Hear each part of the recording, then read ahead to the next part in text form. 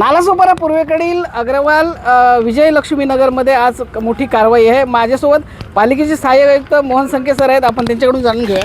काय सांगाल सर, ही कोणती कारवाई आहे, कशा प्रकारे ही कारवाई होणार आहे? माननीय उच्च न्यायालयाच्या आदेशानुसार ही कारवाई आहे। ही जी जागा आहे ती सर्वे नंबर 22, 23 आणि 83 34 22 ते 34 आणि हे मलनिस्सारण आणि डम्पिंग ग्राउंडसाठी ही जागा आरक्षित झालेली आहे। आणि जे अनॉथराईज बांधकामे झालेली 41 बिल्डिंग, त्यापैकी 7 बिल्डिंग आपण मागच्या वेळेला तोडलेली आहेत। आता राहिलेल्या ज्या 34 बिल्डिंग आहेत त्या आजपासून निष्कासनाची कारवाई सुरू करण्यात आलेली आहे।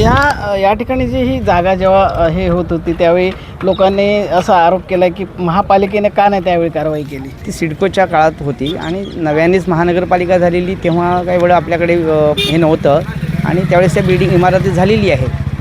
आता ती हायकोर्टाच्या आदेश, माननीय उच्च न्यायालयाच्या आदेशानुसार आपण कारवाई करतो। सर, या ठिकाणी ही कारवाई किती दिवस चालणार आहे?